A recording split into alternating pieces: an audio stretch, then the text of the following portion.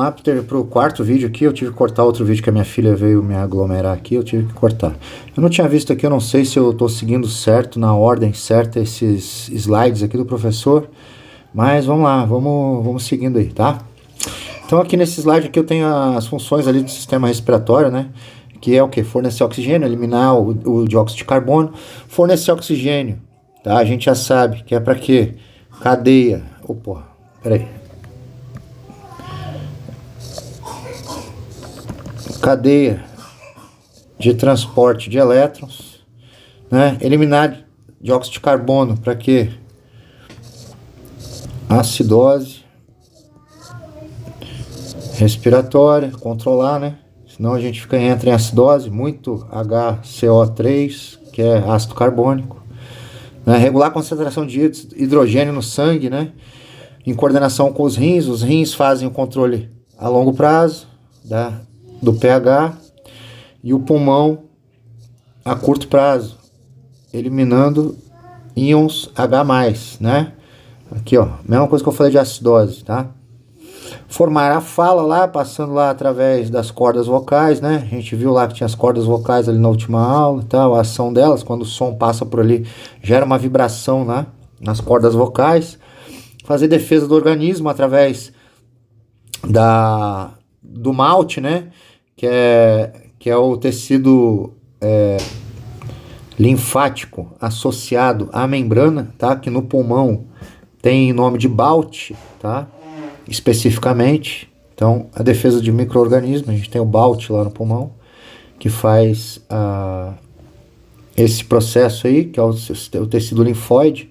Lógico que antes ali no nosso sistema respiratório superior, a gente tem ali as amígdalas, né? Tem ali as tonsilas palatinas e as tonsilas faríngeas, né?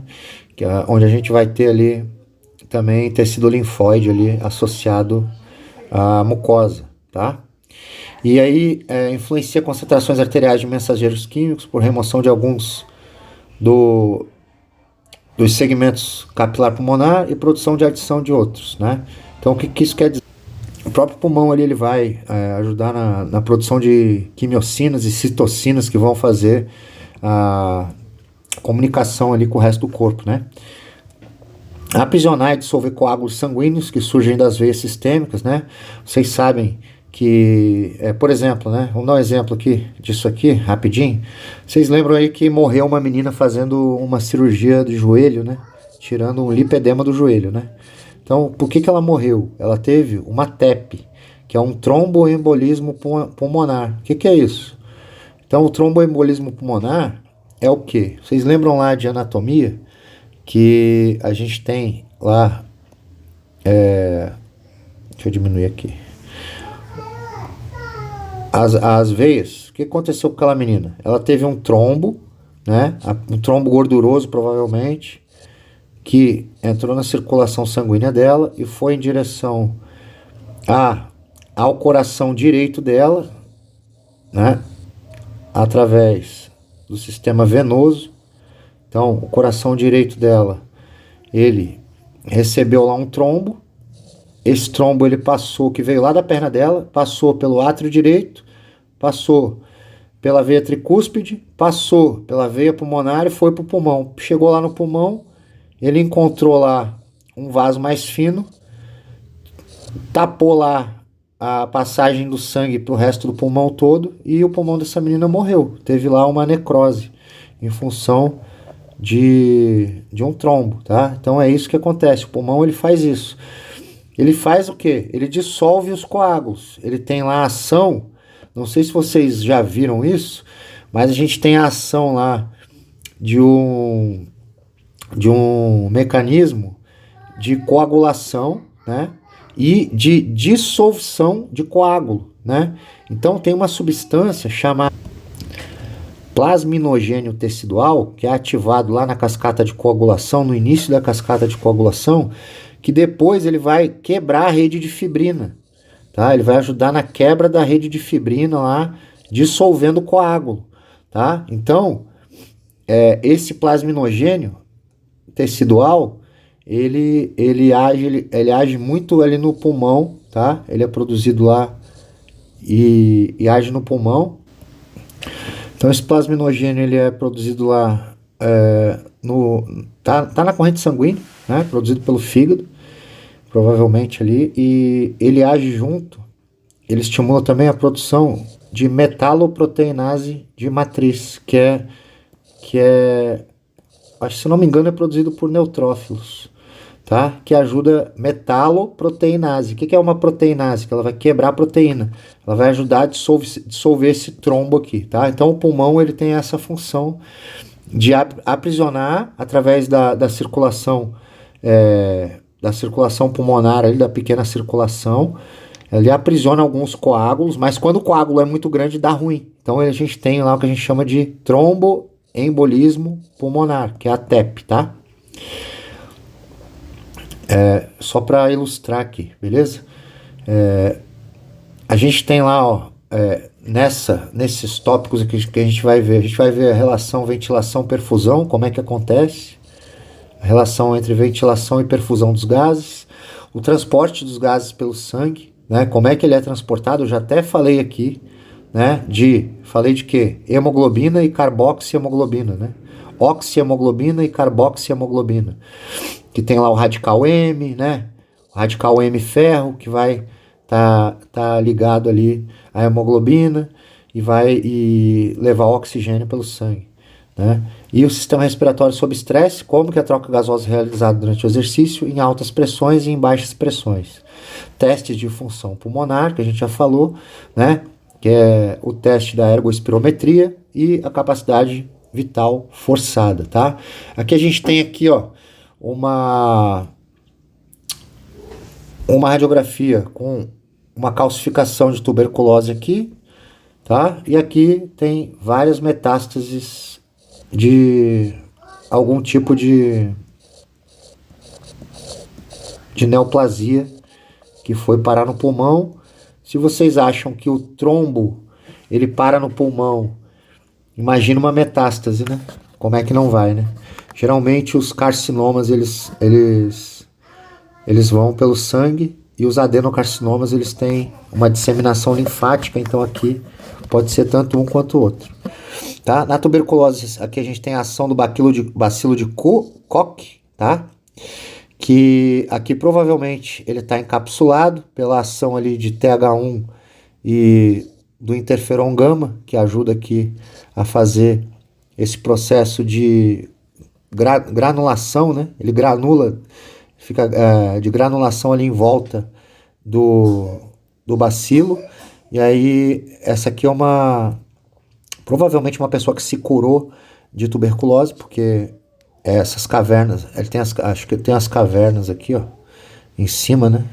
Eu não sei ver ainda direito, mas isso aqui é uma calcificação, ó, essas partes mais menores aqui, esses pontinhos brancos, são calcificações de tuberculose, tá? Isso é o bacilo calcificado através de um granuloma que foi feito ali para conter esse bacilo calcificado ali. Então ele está ali dentro do pulmão quietinho e a não ser que o sistema imune vá ali através da ação de TH1 e de TH17 com um neutrófilo e chega ali quebrando tudo, destruindo o tecido e libere o bacilo, ele vai ficar ali pro resto da vida ali guardadinho ali, tá? Aqui eu não consigo enxergar mais outras. Se eu não me engano, aqui tem uma caverna, aqui tem outra, aqui. Mas é isso. Aqui, de novo, as estruturas, né? A gente sabe que um ácino é toda a estrutura de vários alvéolos aqui, que são esses saquinhos finais aqui, que compõem onde a gente faz a troca gasosa, tá? E aqui a gente tem as pressões totais de mistura gasosa, tá? Que é o quê? A soma das pressões parciais de cada gás, tá? Que é a lei de Dalton. Então, ao nível do mar, a gente sabe que ao ar ambiente, a gente está a uma pressão de 760 milímetros de mercúrio. Conforme a gente vai subindo, né? Tipo aqui em Miguel Pereira, a gente está a 800 metros do nível do mar. A pressão aqui é menor, né? Porque a gente está com menos atmosferas sobre a nossa cabeça, né? A gente tem menos atmosferas. Quando a gente está abaixo do nível do mar, a cada 10 metros a gente tem uma atmosfera a mais ali, isso aí corresponde a um aumento significativo da pressão no ar ambiente, tá? A pressão de nitrogênio é mais ou menos 78% que a gente tem de nitrogênio. Oxigênio, a gente tem 21% de oxigênio ao nível do mar e 0,03% de PCO2, tá? Então, o que tem mais concentração é quem? O nitrogênio, tá? O nitrogênio é o gás que tem maior concentração a nível do mar na atmosfera, tá? Ele corresponde a 78% da quantidade de gases que tem na atmosfera, o oxigênio apenas 21%, tá? 20,9%, tá? Então você faz a conta aí, 70, 80, 90, 1% é o resto, tá? Então é mais nitrogênio e oxigênio mesmo. Por isso quando a gente vai fazer lá o nitrox, que é a mistura de gases para mergulhadores lá, naquela garrafa de mergulho, aqui dentro a gente tem uma correlação de 21% de oxigênio, 21% de oxigênio para 78% de nitrogênio, tá? Então, o nome disso aqui, dessa mistura, é nitrox. E é o que os mergulhadores usam até 50 metros de profundidade, tá? Abaixo de 50 metros a mistura já é outra. Em vez de nitrogênio, é hélio, porque o hélio é um gás nobre. E abaixo de 50 metros, o nitrogênio ele se torna tóxico para o mergulhador. Só para dar um exemplo aqui, tá? A membrana alvéolo capilar, tá? Eu já tinha falado aqui, a gente tem aqui a luz do capilar, ó, que essa é onde ocorre a troca gasosa. O macrófago residente, lembra que eu falei? Que tem macrófagos residentes aqui, ó, no alvéolo, que quando tem lá edema pulmonar, que a hemácia, ela vem para cá, esse macrófago, ele vai fagocitar a hemácia e vai virar uma célula cardíaca, que é o nome, porque ele vai ter um radical M aqui dentro, tá? Mas aqui isso também é só ilustrativo. O que vocês têm que saber aqui é que a gente tem os pneumócitos do tipo 1 compondo a parede alvéolo capilar. Isso aqui tudo é pneumócito tipo 1, pneumócito tipo 1. E aqui a gente tem o pneumócito tipo 2, que fazem o quê? Fazem a reposição do tecido, desse tecido aqui, porque eles têm células germinativas ali, que são indiferenciadas ainda, então elas vão se diferenciar em pneumócitos do tipo 1, e é por isso que eu falei lá na outra aula, tá? Que é nessas células que ocorre displasia do tecido do pulmão, podendo acontecer aqui um carcinoma, tá? Por conta de displasia ou uma displasia inicial aqui do tecido dos pneumócitos tipo 2, tá? Mas então aqui, para fazer a troca, quem vai ajudar na troca são os pneumócitos tipo 1, tá? Que são estruturais. Pneumócito tipo 2 é produção de surfactante, tá? Aqui a gente tá falando da lei de Fick, que diz que a taxa de difusão do gás através de uma lâmina de tecido é diretamente proporcional à área, ou seja, quanto maior a área, né, maior a quantidade de troca. Por isso que no enfisema você tem uma diminuição da área de troca, lembra que eu falei lá? Das paredezinhas que se romperam, e você não tem mais tanta área de troca. Então você tem uma diminuição lá da área de troca e é inversamente proporcional à espessura dela. Ou seja, se eu tenho uma fibrose dessa área de troca, se eu engrossar isso aqui, vai passar mais difícil, né? As moléculas por aqui.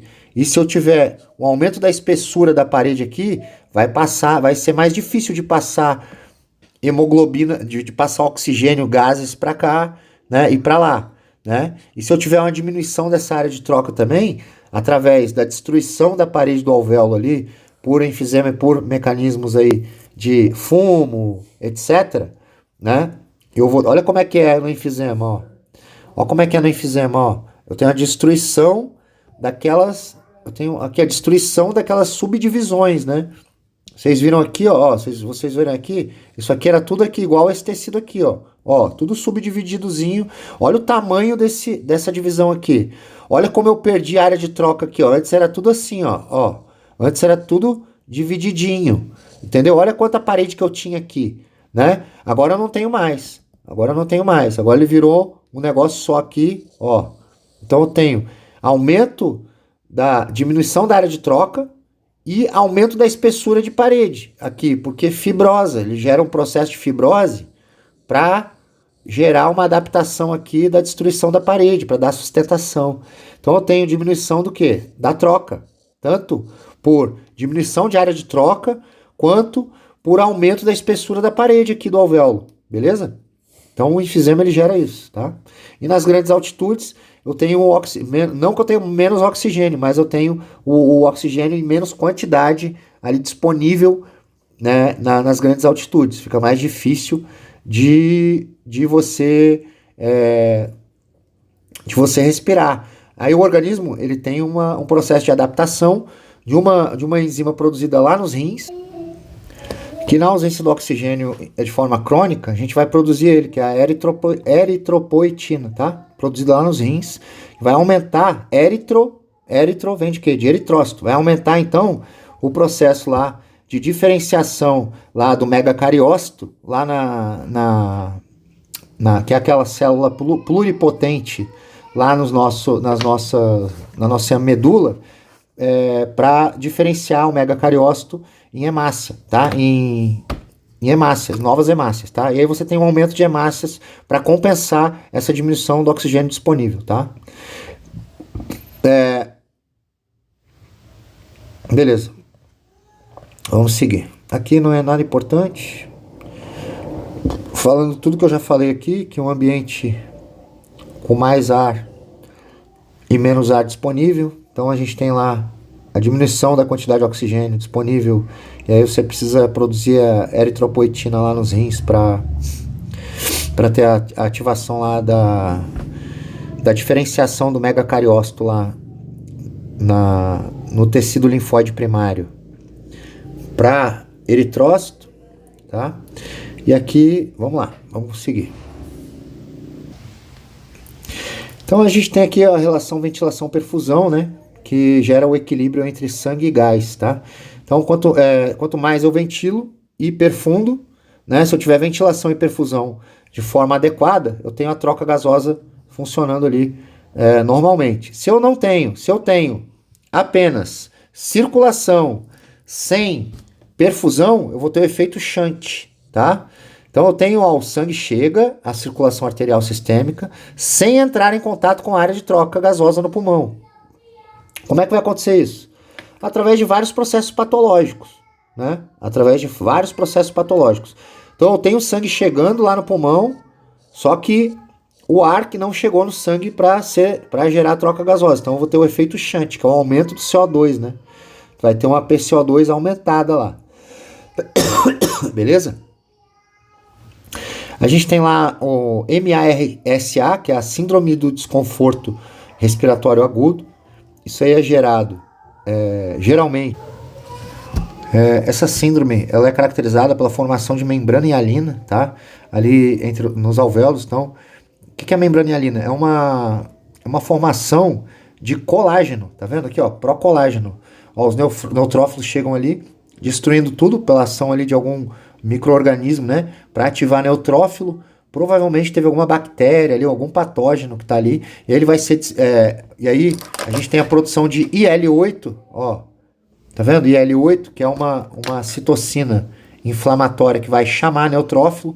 O neutrófilo ele vai migrar por diapedese aqui para dentro do vaso, e a gente vai ter uma diferenciação em colágeno, que ele chega aqui destruindo tudo, o macrófago através do NET, que é um produto que ele tem dentro dele. Vocês vão ver isso em imuno, né? O neutrófilo ele produz NET, tá? O que é NET? O NET significa em inglês, né, neutrófilo extracelular traps, ou seja, são armadilhas dos neutrófilos, tá? Então ele vai pegar e vai jogar, ele vai explodir ali, vai jogar NET para tudo que é lado. E o NET ele destrói tanto o tecido bom, nosso tecido, né, quanto o tecido, a bactéria ali que está sendo o patógeno ali responsável pela inflamação. Então o que vai acontecer? SL8 é produzido pelos macrófagos lá, e aí vai chamar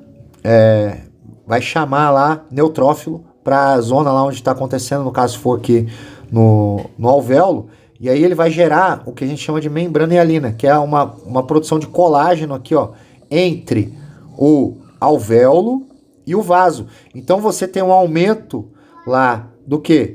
Da espessura, aqui ó, dessa espessura. E aí você não tem mais passagem, lembra? O aumento da espessura é o quê? Lei de Fick. Se você tem aumento da espessura, você não tem passagem mais de hemoglobina para cá, de oxigênio entre a hemoglobina e o alvéolo, tá? Ó, aqui tá normal, tá vendo? Ó, aqui tá normal, aqui tá passando normal, o oxigênio tá passando normal, aqui ó, pneumócipos tipo 2, pneumócipo tipo 1, né? Aqui tá passando normal, aqui tá tudo inflamado, com um aumento aqui da espessura da membrana hialina, tá vendo? Ó, aqui, ó, como é que aqui tá grosso, ó, tá grosso, né? E aqui, ó, tá fininho, tá vendo? Então, com o aumento dessa espessura aqui, eu tenho lá a lei de Fick agindo, né? E o que a lei de Fick diz?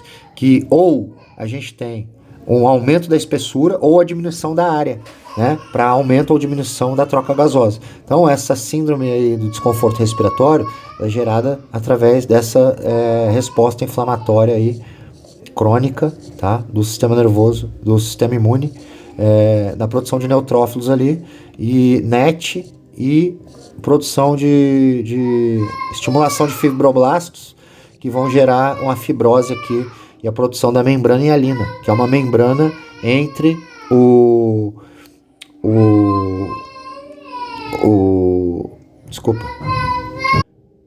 entre o neutrófilo ali e o vaso, tá? Vamos seguir. Então aqui é o efeito Shunt, quando a gente não tem lá a troca gasosa, né? Tem uma hipoxemia que não se corrige com incremento de oferta de oxigênio, porque não adianta, né? Você tem lá um aumento lá da barreira lá entre o alvéolo e o capilar, então não vai haver troca gasosa, né? Por quê? Por uma barreira mecânica, tá? E aí você vai causar o efeito Shunt, que é o quê? O oxigênio ele chega no pulmão, o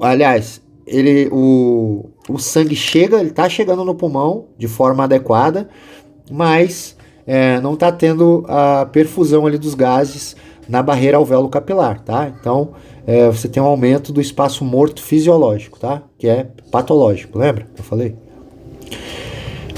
Então aqui a gente tem lá, ó, o enfisema, lembra que eu tentei desenhar antes ali, mas isso aqui é um quadro perfeito, ó, do enfisema, tá? A gente tem aqui, ó, o que? Aqui é o normal, o de baixo que é o normal, tá? E aqui em cima ali, eu tenho ali um ácino enfisematoso, tá? Um ácino enfisematoso. Isso aqui não é alvéolo, tá? Isso aqui são um ácino todo, tudo isso aqui é um ácino, tá? A gente tem a porção centrolobular, paralobular, tá? É um ácino, tá? Os alvéolos são essas partes menores, tá? Então essas partes menores aqui, quando eu perco essa paredinha aqui que divide aqui, ó, um alvéolo do outro, eu diminuo a área de troca, então eu tenho lá a diminuição da troca gasosa, lei de Fick de novo, tá? E aí esse aí é o enfisema pulmonar, lembra? O enfisema pulmonar, ele é causado por 90% por cigarro, tá? Mas ele também pode ser causado por doenças autoimunes, tá? Onde você tem lá uma diferença entre a produção de metaloproteinase de matriz pelos neutrófilos, tá? Que eles produzem essa metaloproteinase de matriz, e a gente tem lá a produção de uma enzima que inibe essa metaloproteinase de matriz.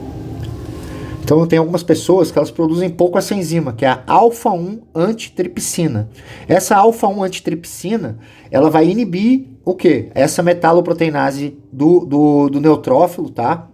Que é produzida ali para destruir patógenos que estão ali no pulmão. Só que aí quando essa alfa-1 antitripsina, em pessoas que são fumantes, ela é inibida. Então você tem um aumento ali da ação da metaloproteinase de matriz que é produzida pelos neutrófilos ali, havendo ali o quê? A destruição de todo o parênquima pulmonar ali, dessas paredes Então esse é o mecanismo real do enfisema, tá? É uma desregulação ali. E isso pode acontecer em pessoas também que não fumam, tá? Só que em pessoas que fumam, isso acontece de 20 a 30 anos antes, tá? Essa desregulação aí entre a alfa-1 antitripsina e a metaloproteinase de matriz lá produzida pelos neutrófilos. no pulmão, tá bom? Isso aí vai gerar ali a destruição da parede do alvéolo e vai diminuir a área de troca gasosa, prejudicando a lei de Fick, beleza? Outra coisa que pode acontecer também é o ar ambiente com hipoventilação, ou seja, com pouco oxigênio, né? Você tem pouco oxigênio, tá? PO2 diminuída, você vai ter um aumento da PCO2, tá? Aqui condições clínicas associadas ali à hipoventilação, intoxicação por algumas drogas, tá? A gente tem as drogas ali, a gente tem algumas drogas que são psicoanalépticas, né? Que vão fazer o quê? Depressão do sistema nervoso central, né? A gente tem drogas, a classificação de drogas vocês vão ver lá em medicina legal depois. A gente tem drogas psicocatalépticas, analépticas e psicodislépticas. As psicocatalépticas, elas vão deprimir o sistema nervoso central. Exemplo, barbitúricos, esses remédios que as pessoas tomam para pessoas que têm depressão, como é que é ali? Bom, em geral são as drogas que são depressoras do sistema nervoso central. No caso das psicoanalépticas, que vão estimular, são estimuladoras, sabe? Tipo cocaína, né? E as psicodislépticas, como a maconha, que elas tiram a associação de tempo e espaço, né? Então a gente tem aqui outros quesitos ali. Então as drogas analépticas, catalépticas, elas vão deprimir ali o sistema nervoso central, então você vai ter uma associação dessas drogas com hipoventilação, tá? Síndrome da apneia hipopneica do sono, ou seja, tem gente que, geralmente pessoas obesas, tá? Elas têm relação com essa síndrome aí, pelo aumento ali da circunferência abdominal mesmo, né? E a dificuldade mecânica, então elas sofrem de apneia e hipopneia, tá? Do sono.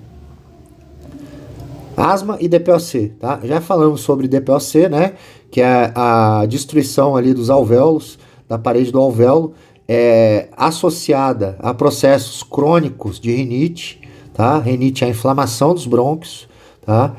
E o enfisema é a destruição dos alvéolos, tá? Então, uma acontece nos brônquios, a outra acontece nos alvéolos, tá? Então, as duas juntas, DPOC, tá? Então, a asma, ela é o quê? Ela vai ser um aumento, da espessura dos brônquios, que vai diminuir a quantidade de ar. Vocês concordam comigo que aqui passa muito mais ar do que aqui, né? O da esquerda ali, tá aberto normal. Então aqui a quantidade de ar passa muito mais fácil, muito mais ar do que aqui, né? Olha como é que tá isso aqui. Cheio de muco, né? Impedindo, é uma doença obstrutiva, tá? É obstrutiva. E o DPOC é uma doença constritiva. Por quê? Porque impede, né, você de expandir, tá? Isso aqui é secreção nas vias aéreas, tá? De um pulmão, obviamente, de uma pessoa que morreu, né? Já tem uma necrose caseosa aqui, ó, tá? No pulmão, geralmente você vai observar essa necrose caseosa, que é essa necrose mais branca, beleza?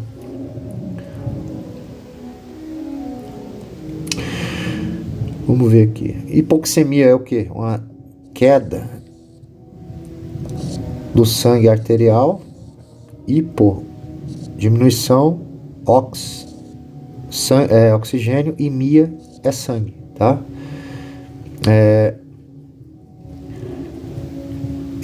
Existem hipoxemias que podem ser corrigidas com incremento de O2. Quando? Quando você não tem o efeito shunt, que você não tem a barreira entre alvéolo e capilar, tá? Então, você vai conseguir corrigir esse defeito. Agora, quando você tem aquela barreira, você não consegue, tá? A asma, o sangue não chega, então também é difícil, tá? Olha lá. Aqui a hipoxemia, ela pode ser corrigida com incremento de oferta de O2 no ar expirado, quando no DPOC, tá? Que é no enfisema, tá? Então, no enfisema, que a gente tem lá?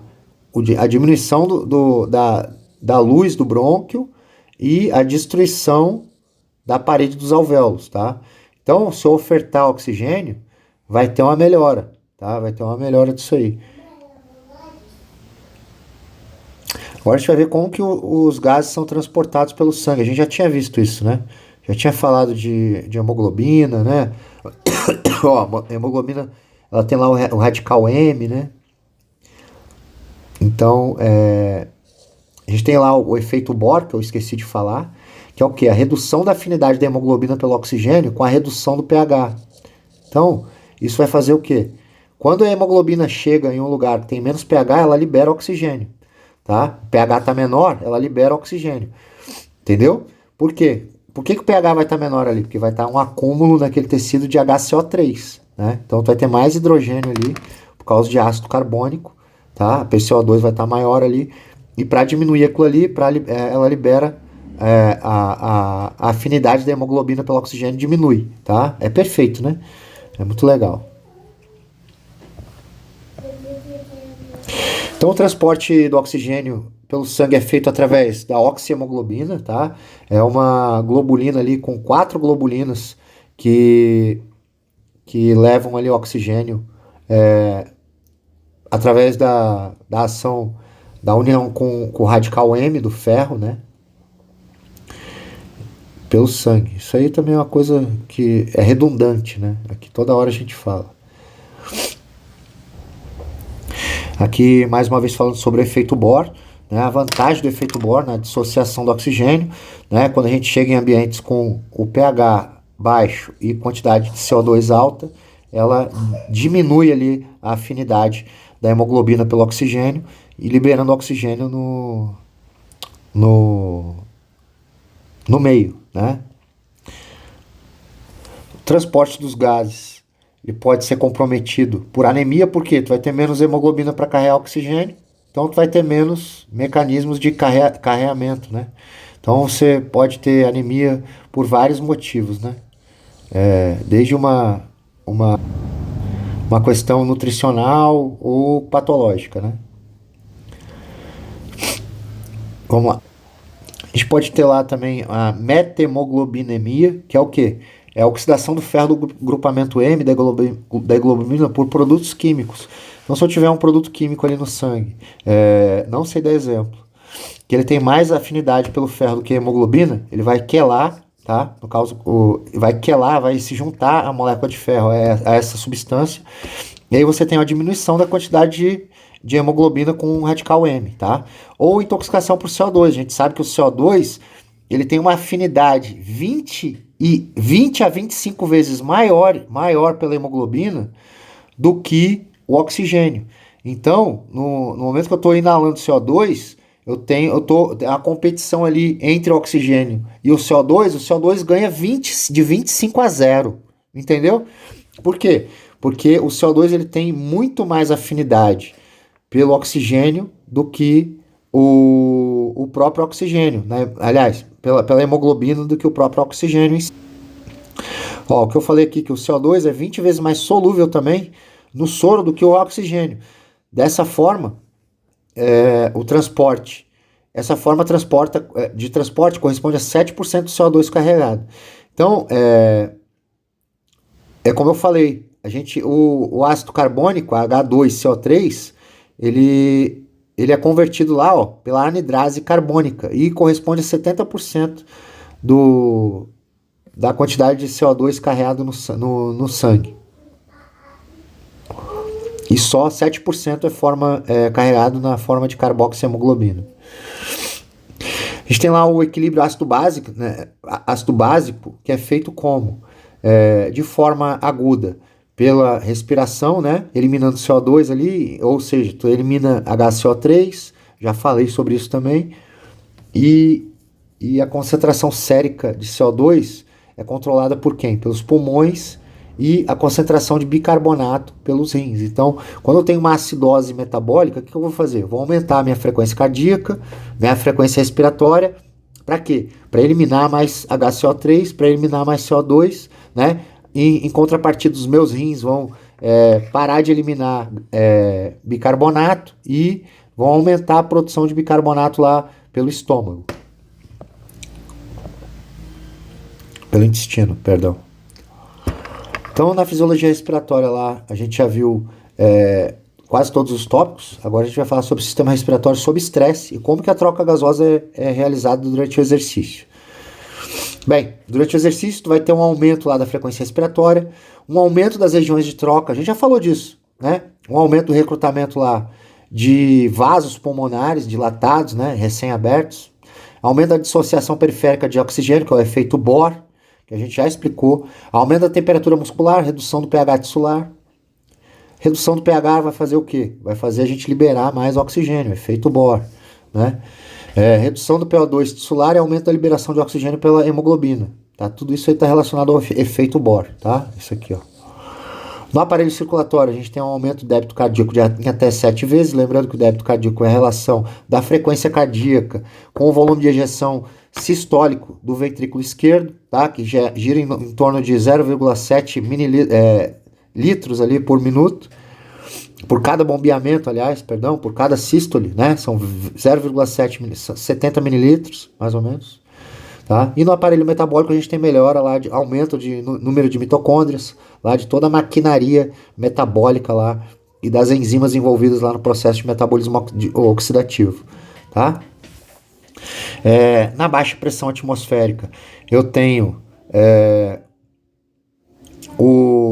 a minha quantidade de oxigênio reduzida. Por quê? Porque eu tenho mais 1/3 do nível de oxigênio presente no nível do mar, né? Quando eu estou lá em altitude, lá tipo no Monte Everest ali, ó, a 8.000 metros, eu tenho 1/3 do oxigênio presente no nível do mar. Então, o ar vai estar mais rarefeito, eu vou ter menos moléculas de oxigênio para fazer troca gasosa ali. Então, isso vai dificultar ali a minha correlação de oxigênio, PO2 e PCO2, tá? A baixa pressão atmosférica ela vai dificultar. E a gente tem lá respostas adaptativas à hipoxemia crônica, que eu falei lá, que é a produção lá daquela substância lá pelos rins, né? Que é a eritropoetina, que vai aumentar cronicamente. Por isso que os jogadores de futebol, quando vai jogar em algum lugar alto, eles têm que ir 2, 3 semanas antes, para ter essa adaptação aí por um aumento de hemácias lá pela ação da eritropoetina. Existe um doping por eritropoetina, inclusive, tá?